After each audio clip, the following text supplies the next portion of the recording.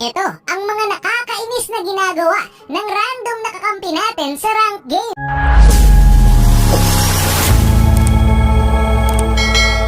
Alala lang, ang mga mapapanood nyo ay pagsasadula lamang. Siyempre, number 1 ang nakakainis ay yung kakampi mo na hindi marunong mag-adjust. Ito yung mga tao na hindi mag-show, na gustong gamitin hero or role. Tapos kapag nakapick na kayo, mag-auto-pick ng role na napili na. Kagaya niyan, nag-Mia pa, may Moskov na. Ang lala. Meron din namang kapag nakuhanan ng role ay magto-troll na lang. Yung tipong pickings pa lang ay stress na stress ka na. Imbis na rank yung tumaas, dugo eh. Number 2, mga kakampi na hindi rumirespo. Yung tipong ini-invade na nga yung jungler nyo, wala pa rin pake yung mga kakampi mo. Lalong-lalo na yung tank na nakatambay lang sa gold lane, okay lang naman dumalaw sa gold lane. Pero kapag ini-invade na yung jungler nyo, tulungan nyo naman. Tapos kapag nabaog, sasabihin nyo, jungler pa! Awit! Ito yung mga tipo ng tank na nagta-turtle na nandoon pa rin sa gold lane. Magbago na kayo, boss!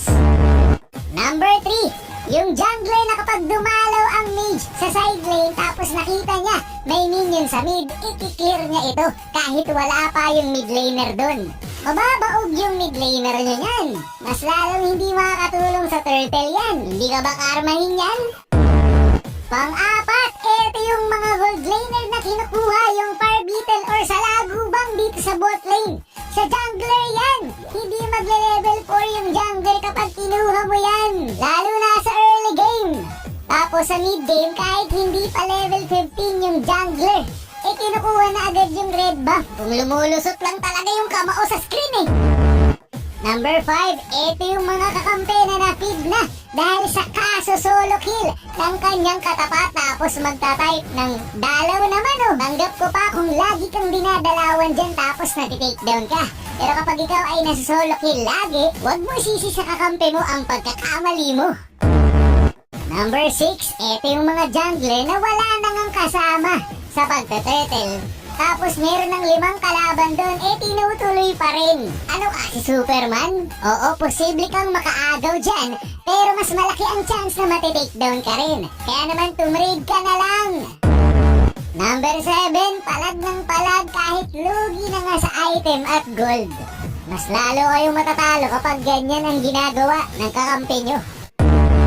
Number 8, eto yung mga player na pagkatapos manalo sa clash ay maglo-lord, knowing na merong pang jungler yung kalaban na natitira.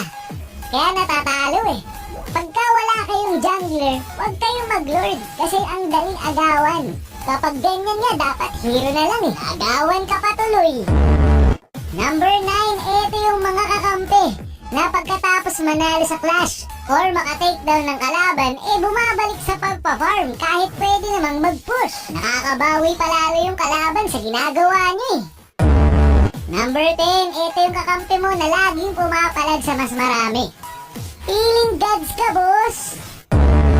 At syempre bonus, ito yung kakampi na sobrang toxic talaga. Yung tipong early pa lang nakikipag-trash to ka na, tapos bubuluhin ka pa sa pagpa-farm.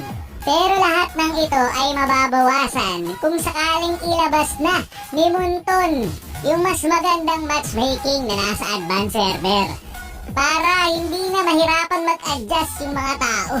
Pero ikaw, ano yung pinaka nakakainis na ginawa sa'yo ng kakampi mo? Yun lang for this video. Maraming salamat sa panonood and to God be the glory.